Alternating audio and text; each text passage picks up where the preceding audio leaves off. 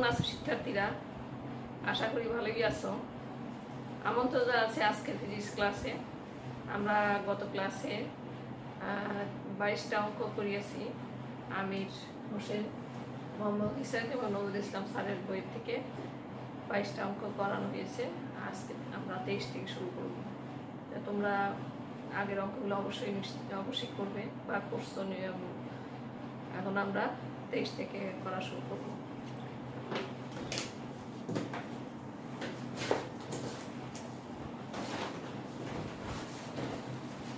এখানে 23 দুইটি ধারককে সমান্তরালে সংযুক্ত করলে তুল্য ধারকত্ব 5 ফ্যারাড এবং শ্রেণীতে সংযুক্ত করলে তুল্য ধারকত্ব 1.2 ফ্যারাড হয়। ধারক দুটি ধারকত্ব নির্ণয় করো। বেশি ইম্পর্টেন্ট একটি অঙ্ক। তাহলে আমাদের বলা আছে দুইটি ধারক। দুইটি ধারকের আমরা যদি ধরে নিই, একটা হচ্ছে C1 আর একটা হচ্ছে C2। আচ্ছা, তাহলে এখানে বলা আছে যে সমান্তরালে যদি সংযুক্ত করি তাহলে তার তুল্য ধারকত্ব, সেটা আমরা সমান্তরাল যদি হয় সেটা আমরা বলি CP, আর শ্রেণীতে সংযুক্ত করলে তার তুল্য ধারকত্ব হয় CS। তাহলে আমরা এই থিওরিটাও করেছি। তাহলে সেই অনুযায়ী আমরা ইকুয়েশনটা লিখে ফেলতে পারি 1/C1 প্লাস 1/C2, আর CP এটা সমান C1 প্লাস C2। আমি কিন্তু একেবারে সরাসরি ইকুয়েশনটা লিখে ফেললাম। আমাদের এই থিওরিটা পুরোটাই পড়া হয়েছে। তোমরা আগের ক্লাসটা তোমরা একটু দেখে নিবা। আচ্ছা, তোমরা ক্লাসটা অত পড়াটা তোমরা মুখস্থ না করলেও তোমরা জিনিসটা আগে একটু বুঝে নিবা, তাহলে তোমাদের ওই অঙ্কের প্রয়োগটা তোমরা ঠিক মতো বসাইতে পারবে। তাহলে আমরা এখানে পেলাম 1/CS সমান 1/C1 প্লাস 1/C2, আর CP সমান C1 প্লাস C2। আচ্ছা, এখানে সমান্তরাল সংযোগের তুল্য ধারকত্ব 5 ফ্যারাড। তাহলে এখানে আমরা লিখতে পারি C1 প্লাস C2 সমান 5। আচ্ছা, আর এই যে ধরো এটা ধরলাম আমরা 1 নম্বর ইকুয়েশন, এটা ধরলাম আমরা 2 নম্বর ইকুয়েশন। আচ্ছা, এখানে CS অর্থাৎ শ্রেণীতে সংযুক্ত করলে তার তুল্য ধারকত্ব হয় 1.2 ফ্যারাড। আচ্ছা, তাহলে এখানে আমরা এই ইকুয়েশন 1 নম্বর ইকুয়েশনে বসাই দিই 1.2 সমান 1/C1 প্লাস 1/C2।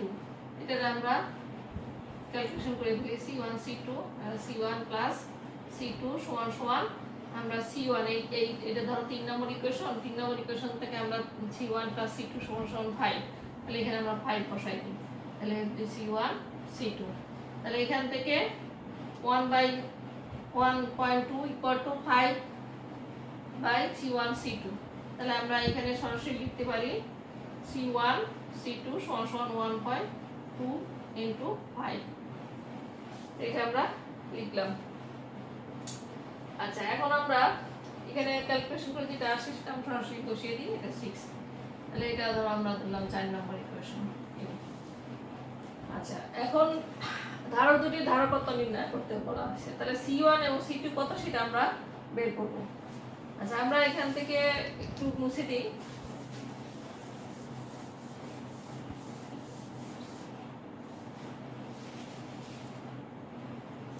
আচ্ছা, এখানে C1 প্লাস C2 সমান 5। আচ্ছা, আমরা যদি C1 মানে C2 বের করতে চাই, এটা যদি স্কয়ার দিই তাহলে কি লেখা যায়? C1 plus C2 whole square minus 4 C1 C2। এটা এই ফর্মুলা কিন্তু আমরা জানি a minus b whole square equal to a plus b whole square minus 4ab। সেই ইকুয়েশনটা আমরা এখানে বসাই দিলাম C1 C2 এর ক্ষেত্রে। তাহলে এখন দেখো C1 প্লাস C2 সমান 5।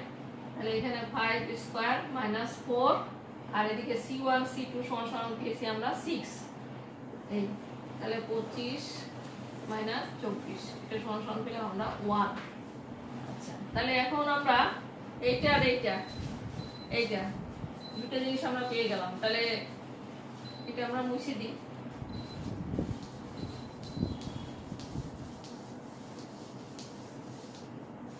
আচ্ছা, এখান থেকে আমরা চলে আসি C1 মাইনাস C2 সমান ধরো এখানে যদি আমরা এটা বাদ দিই তাহলে এখানে আসতেছে 1 এসে যায়, প্লাস মাইনাস 1 আমরা প্লাসটাই নিয়ে নিলাম। তাহলে এটা আমরা পেলাম। তাহলে এটা ধরলাম আমরা 4 নম্বর ইকুয়েশন। তাহলে এখান থেকে ধরো এই দুইটারে যদি আমরা যোগ করে দিই তাহলে কত আসে 2C1 সমান সমান 5 আর 6, তাহলে C1 সমান সমান 3 ফ্যারাড। আচ্ছা, তাহলে এখন CT সমান সমান আমরা এখান থেকেও বের করতে পারি, এটার থেকেও বের করতে পারি। তাহলে এখানে এই বসাই, 4 নম্বর ইকুয়েশনে বসাই দিই। তাহলে 3 মাইনাস ইকুয়াল টু 1, তাহলে এটার ওই পাশে নিয়ে যাই। 3 মাইনাস 1 সমান সমান C2, তাহলে C2 সমান সমান 2 ফ্যারাড। তাহলে এখানে C1 পেলাম আমরা 3 ফ্যারাড আর C2 পেলাম আমরা 2 ফ্যারাড। তাহলে এইভাবে অঙ্কগুলা তোমাদের যদি আসে তাহলে তোমরা এই অঙ্কগুলা করবে, এবং বেশি ইম্পর্টেন্ট অঙ্ক এগুলোই একটু রাইট পাশে দেয় আর কি, তাহলে তোমরা সেটাই সেইভাবে করবে। এখান থেকে পরবর্তী 24, চিত্রে প্রদর্শিত ধারক সময়ের সমবায়ের জন্য তুল্য ধারকত্ব নির্ণয় করো। এখানে C1 সমান 10 micro farad, C2 5 micro farad এবং C3 4 মাইক্রো ফ্যারাড। তাহলে এদের জন্য আমাদের বের করতে হবে তুল্য ধারকত্ব। আচ্ছা, এখানে তুল্য ধারকত্ব এখানে তোমার কিন্তু বলে দেওয়া নাই যে কোনটা সমান্তরাল কোনটা শ্রেণী, সেগুলো কিন্তু অঙ্কে বলা নাই, কিন্তু চিত্রে বলা আছে। এখন তুমি চিত্র থেকে খুঁজে বের করবে যে কোনটা কোনটা সমান্তরাল আর কোনটা কোনটা শ্রেণী, সেই অনুযায়ী তোমরা ইকুয়েশন বসাবে।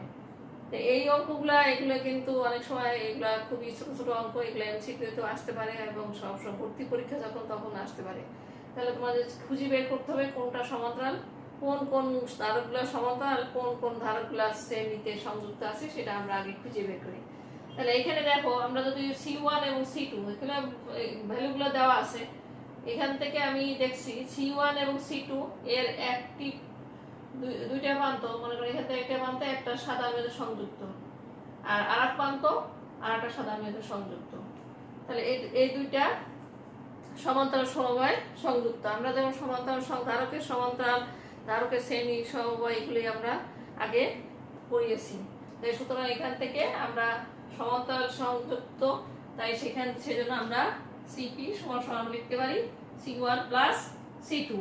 তাহলে এখানে C1 সমান সমান 10 আর এদিকে দেওয়া আছে C2 সমান সমান 5, তাহলে কত হলো 15 মাইক্রো ফ্যারাড। তাহলে 15 মাইক্রো ফ্যারাড CP সমান সমান। আচ্ছা, এখন আমরা এখানে যদি এটা মুছে দিই, আমাদের এখান থেকে দুইটা তুল্য ধারকত্ব এসে গেছে। তাহলে সুতরাং আমরা আমাদের এখানে চলে আসলো ঠিক এরকম,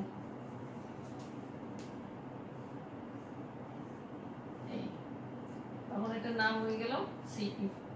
তাহলে এই চিত্র দেখে আমরা কি বুঝতেছি, পরপর একটার সাথে একটার পর একটা এইভাবে সংযুক্ত হবে, সেটা বলা হয় শ্রেণী সমবায়। তাহলে শ্রেণী সমবায়ের ক্ষেত্রে যে ইকুয়েশন, সেই ইকুয়েশনটা আমরা জানি CS, তাহলে 1/CS সমান সমান 1/C1 প্লাস 1/C2। আচ্ছা, এখন CS C2 আমরা এটা তো আমাদের যেখানে যেটা আছে সেটা বসাই দেব। তাহলে একটা হচ্ছে C3 আর একটা হচ্ছে CP। তাহলে এখানে দেখো C3 দেওয়া আছে কত 4, তাহলে 1/4 আর এদিকে আমরা পেলাম এটা 15 মাইক্রোফ্যারাড। তাহলে এখান থেকে 1/CS এটা ক্যালকুলেশন করলে যা পাবো আমি সরাসরি বসাই দিই। তাহলে CS সমান সমান 3.16 মাইক্রোফ্যারাড। এই তাহলে এই অঙ্কগুলা ভালো করে করবে, কারণ এগুলা ছোট ছোট দিয়েছে, আপনারা বড় দিলেও তোমরা বুঝে নিবা, যে চিত্র দেখে দেখবা যে কোনটা সমান্তরাল এবং কোন কোনগুলা শ্রেণী, সেগুলো বুঝে সেই ইকুয়েশনগুলো বসাবা। এগুলো এই অঙ্কগুলো বেশি ইম্পর্টেন্ট। তাহলে এরপরে 25 300 মাইক্রোফ্যারাড এবং 500 মাইক্রোফ্যারাড ধারকত্ব বিশিষ্ট দুটি ধারক সমান্তরাল বিন্যাসে যুক্ত করে 120 ভোল্টের একটি ব্যাটারি ওই সমানের উপর প্রয়োগ করা হলো। আচ্ছা, প্রত্যেক ধারকের চার্জ এবং সমবায়ের তুল্য ধারকত্ব বের করো। আচ্ছা, এখানে বলেই দেওয়া আছে যে সমান্তরাল, তার সুতরাং তোমাদের এখানে খুব বেশি চিন্তা করার দরকার নাই, কারণ আমরা জানি যে শ্রেণী এবং সমান্তরালের যে ইকুয়েশন আমরা জানি, একটা হচ্ছে CP সমান সমান C1 প্লাস C2, যেটা যে দুইটা ধারক, সুতরাং আমরা একটা C1 আর একটা C2 ধরে নিতে পারি। আর এখানে বলা আছে প্রত্যেক ধারকের চার্জ এবং সমবায় তুল্য ধারকত্ব, তা আমরা আগে তুল্য ধারকত্বটা বের করে নিয়ে আসি। আচ্ছা, এখানে মাইক্রোফ্যারাড আমরা তাহলে একটা দিলাম C1 সমান সমান 300 মাইক্রোফ্যারাড মাইক্রোফ্যারাড। তাহলে এটা সমান সমান আমরা লিখবো, আমরা এগুলো আমরা আগে পড়ানো হয়েছে 10 টু দি পাওয়ার -12 ফ্যারাড। আচ্ছা, C2 সমান সমান 500 মাইক্রোফ্যারাড সমান সমান 500 into 10 to the power -12 farad. তাহলে এখানে আমরা দুইটার বের করে ফেলছি। তাহলে এখন দেখো আমরা এটা যদি সমান্তরাল বের করতে চাই তাহলে CP সমান সমান C1 প্লাস C2, এটা সমান সমান 300 plus 500 into 10 to the power -12 farad. তাহলে এখানে 5 আর 3 8, তাহলে 800 into 10 to the power 12 farad. তাহলে এখানে আমরা তুল্য ধারা কতটা পেলাম। আচ্ছা, এরপরে দেওয়া আছে কি প্রত্যেক ধারকের চার্জ এবং সমবায়ের, তার সমবায় তুল্য ধারক কত বের করে নিয়ে আসছি।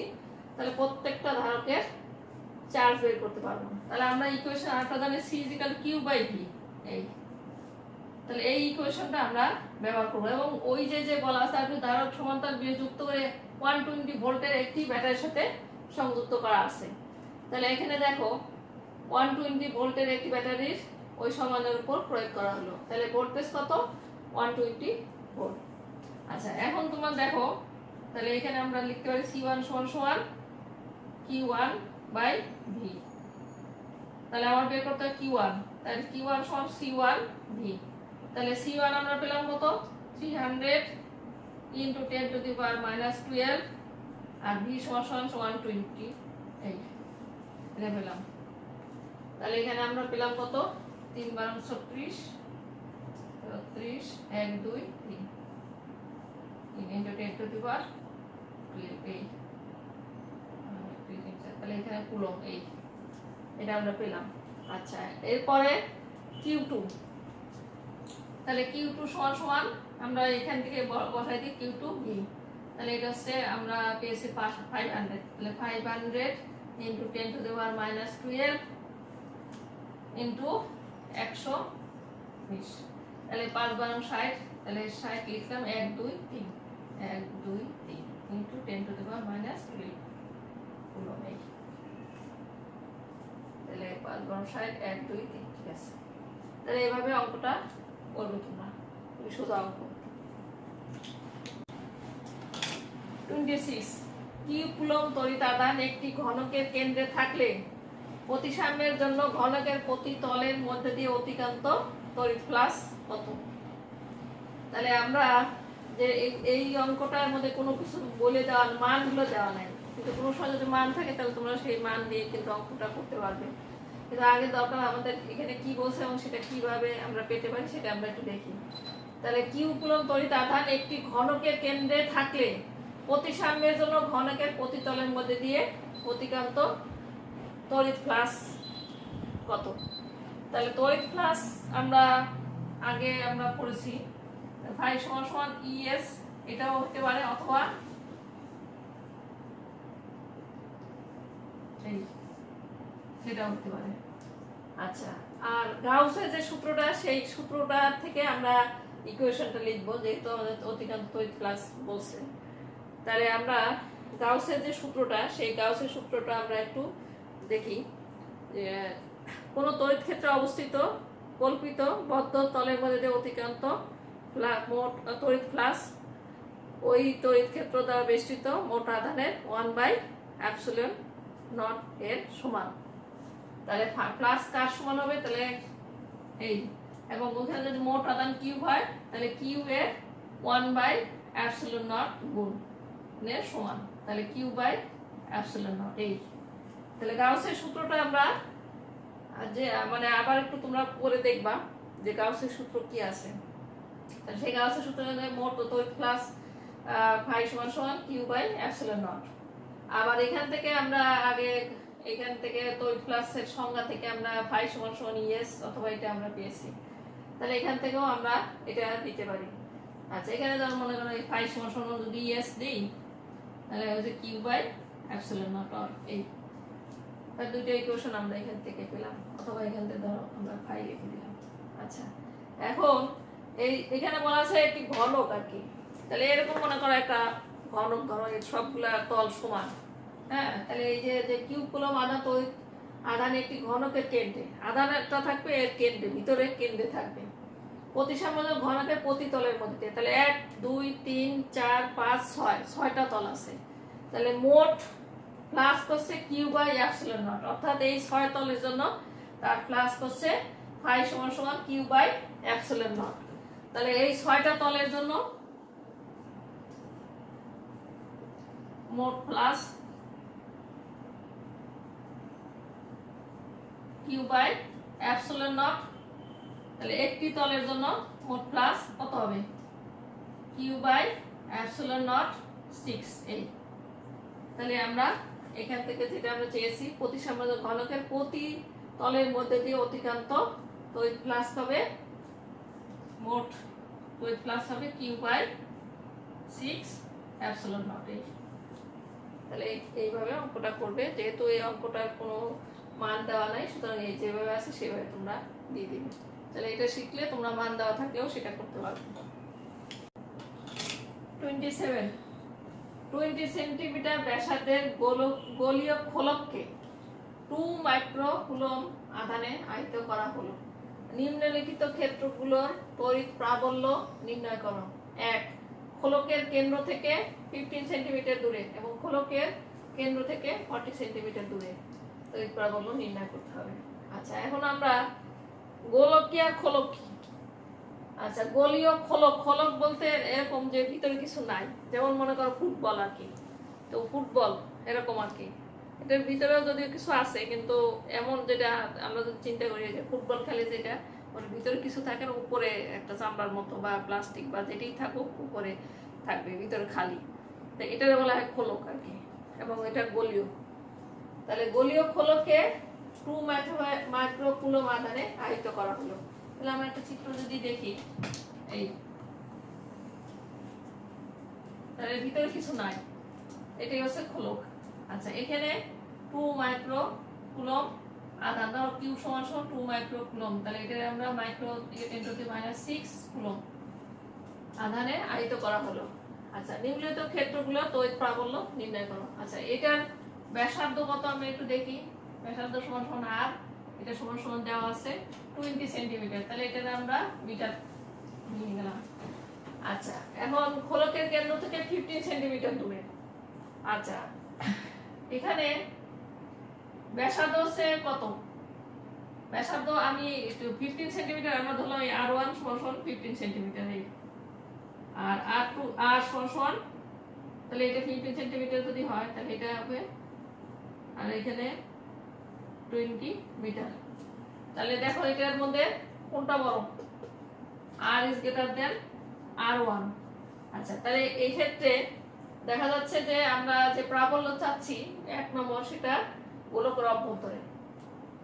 গোলক অভ্যন্তরে যেহেতু চার্জ নাই, প্রাবল্য অর্থাৎ এখানে কোনো বলরেখাও থাকবে না, সুতরাং এখানে প্রাবল্য 0। তাহলে এখান থেকে আমরা 1 নম্বর পেলাম প্রাবল্য। যদি এটা তুমি চিন্তা করি E1 সেটা 0 হয়ে গেল। আচ্ছা, তাহলে তুমি এখানে অবশ্যই এটা লিখবা r1 r is greater than r1, এই কথাটা খুবই গুরুত্বপূর্ণ এটা যেহেতু, সুতরাং E1 সমান সমান 0। আচ্ছা, 2 নম্বর।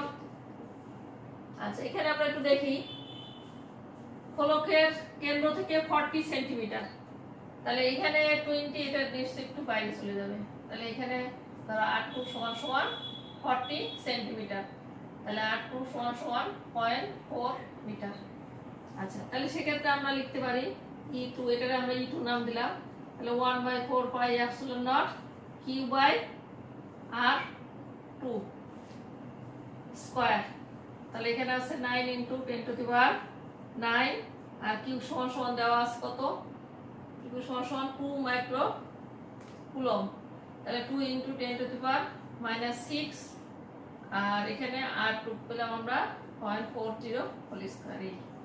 তাহলে এটা ক্যালকুলেশন করে যেটা আসে সেটা আমি বসাই দিই, 1.125 × 10⁶, 1.125 × 10⁶ নিউটন পার কুলম্ব।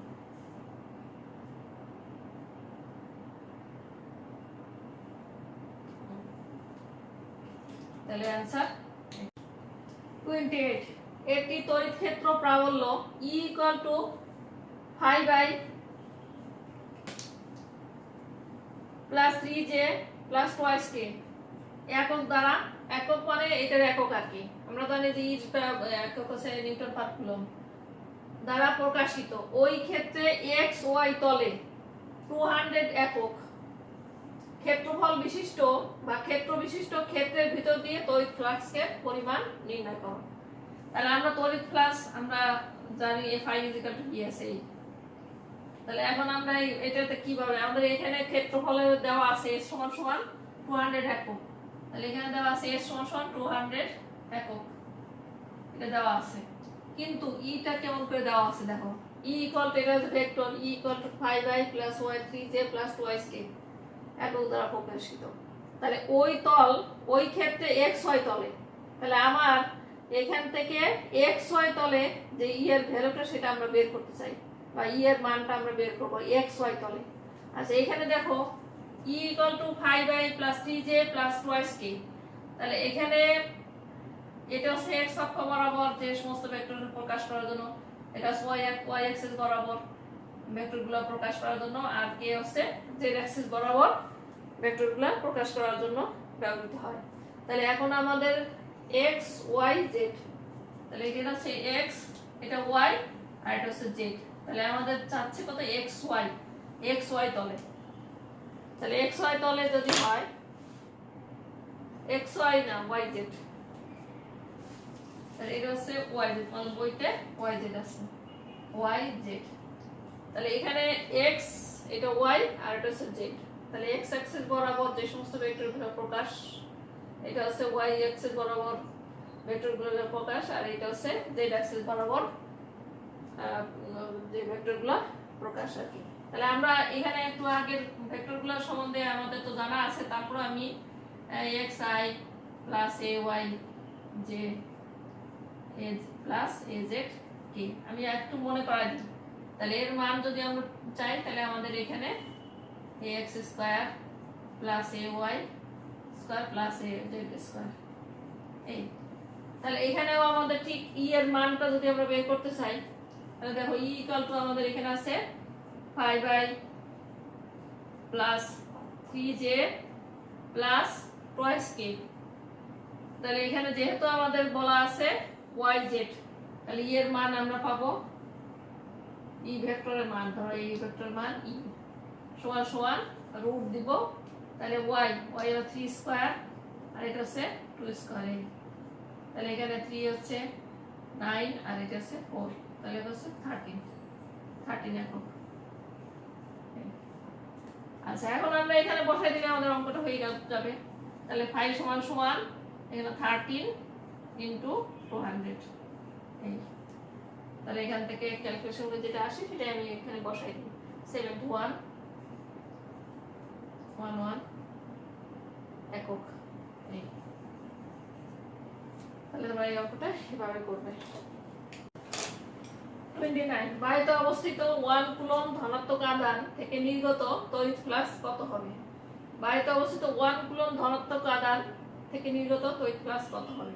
তাহলে আমরা যদি গাউসের সূত্র আবারও যদি আমরা একটু চিন্তা করি, কোন তড়িৎ ক্ষেত্রে অবস্থিত কোন বদ্ধ কল্পিত তলের মধ্যে দিয়ে অতিক্রান্ত তড়িৎ ফ্লাক্স ওই তল দ্বারা বেষ্টিত মোট আধানের 1/ε0 গুণের সমান হবে। তাহলে সেক্ষেত্রে আমরা যে ইকুয়েশনটা পেয়েছি সেই ইকুয়েশনটা আমরা লিখে ফেলি। তাহলে ফাই সমান সমান q/ε0, এই আর এরকম একটা বায়ু অথবা শূন্য স্থান, এখানে প্লাস কিউ আধান আছে, তাহলে সেক্ষেত্রে আমরা তড়িৎ ফ্লাক্স এটা সমান সমান q/ε0। তাহলে এখানে 1 কুলম্ব দিলাম, আর এটা ε0 এটা সমান, এইটার ভ্যালুটা তোমাদের জানা, মানে কি এটা ধ্রুব রাশি, এটা তোমাদের ক্যালকুলেটর পিছনেও দেওয়া আছে, অথবা তোমরা হয়তো মনে করে রাখতে পারো, 8.854 ইনটু 10 টু দি পাওয়ার -12, তাহলে এটা ক্যালকুলেশনে যেটা আসে সেটা আমি একটু বসাই দিই, 1.13 into 10 to the power 11 newton metre square, এই